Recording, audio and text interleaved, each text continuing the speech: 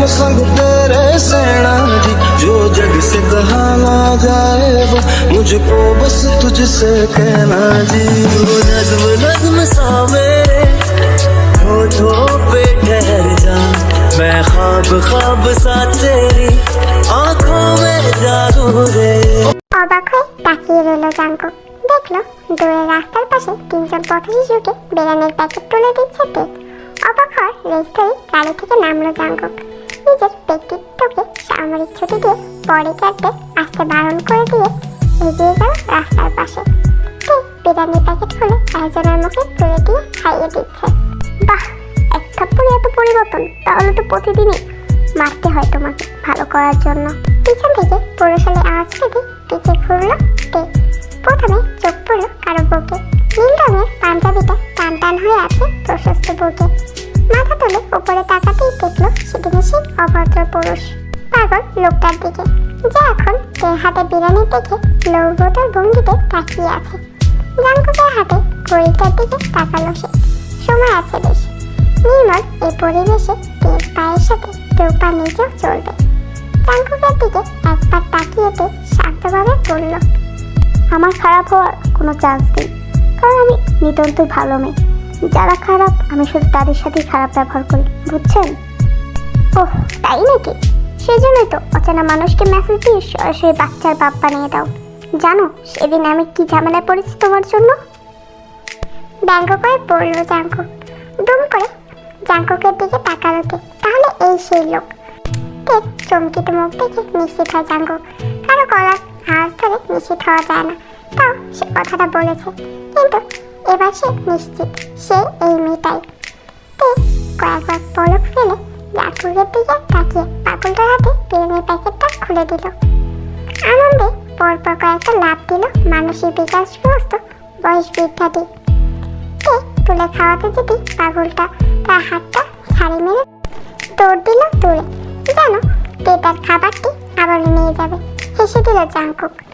তে তার দিকে তাকালো, বলল, এই আপনি না ভীষণ খারাপ মানুষ, আপনার সাথে আমি খারাপ ব্যবহার করব, তবে আজ না, পরবর্তীতে দেখা হলে বুঝবেন তেকে জিনিস। আমাকে বেয়াদব অভদ্র বলা, তাই না? আজ না কেন? তে চুপ হয়ে গেল।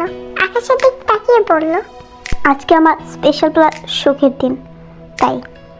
আর এই যে শুনুন, কারো ব্যাপারে না জেনে তার পারিবারিক শিক্ষার উপর আঙুল তুলবেন না। হতেও তো পারে সে পরিবার ছাড়া বড় হয়েছে। চমকে তের দিক তাকালো জাঙ্কুক।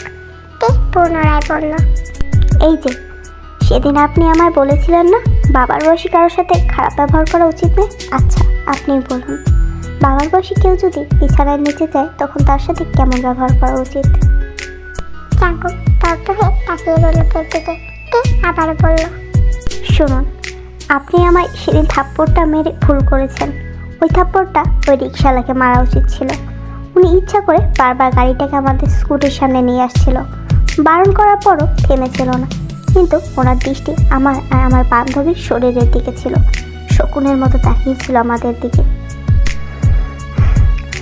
ওই যে আপনি বলছিলেন না মেয়ে হয়ে কেন ছেলেদের মতো আচরণ করি, তাহলে শুনুন, ওই আচরণটা না করলে আপনাদের মতো পুরুষের থেকে নিজেকে রক্ষা করা খুবই কঠিন। এই যে কথায় কথায় ঝগড়া করি, তেজ দিয়ে প্রতিবাদ করে, এটাই আপনাদের মতো ছেলেদের ভয় দেখানোর জন্য যথেষ্ট। যদি চুপচাপ থাকতাম তাহলে অবহেলা পেয়ে সেই প্রথম দিনই ছেড়ে খুলে খেয়ে ফেলতো আমাকে। যাই হোক, আপনার পাওনাটা পরবর্তী দিন দিয়ে দেব। তেকে অভদ্র বলে কেউ শুধু শুধু বার পায় না। কথাগুলো বলে চলে গেল তে। স্তব্ধ হয়ে দাঁড়িয়ে রইল জাঙ্কুক। এখন যেন তের কথার খোর কাটছে না তার। এর মধ্যে আবার তে দৌড়ে এলো। হাতে থেকে দুটো জিলাপি এবং একটা মিষ্টি জাঙ্কুকের হাতে দিয়ে বলল, এটা খান, তবারক খেয়ে দোয়া করবেন কিন্তু। অবাক হয়ে তাকিয়ে জিজ্ঞেস করলো জাঙ্কুক, কিসের তবারক? মাজার জিয়ারত করতে গেছিলাম, সেখানে মিলাদও পড়িয়েছি। ওই আজ আমার জন্মদিন আর আমার মায়ের মৃত্যুবার্ষিকী কিনা, তাই।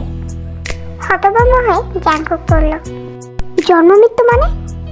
হেসে দিল তে, বলল, ওই আমি জন্মের কয়েক মিনিট আগেই মা মারা যায়, এজন্যই পারিবারিক শিক্ষাটা পাইনি। দোয়া করবেন মায়ের জন্য। ওকে বাই বলে চলে গেল তে। জাঙ্কুক অবাক হয়ে তাকিয়ে রইল সামনে শুভ্রপরীর দিকে। সাদা টোলা সালোয়ার কামিজ, মাথায় ওড়না পরা, মিট বালিকা যেন মেঘের সাথে তাল মিলিয়ে সামনের দিকে হেঁটে যাচ্ছে। স্যার আসুন, যাবেন না? বডিগার্ডের ডাকে হুঁশ ফেলে জাঙ্কুকে। হাতের মিষ্টির দিকে তাকিয়ে কয়েকবার পিছু দিতে গাড়িতে ঢুকলো।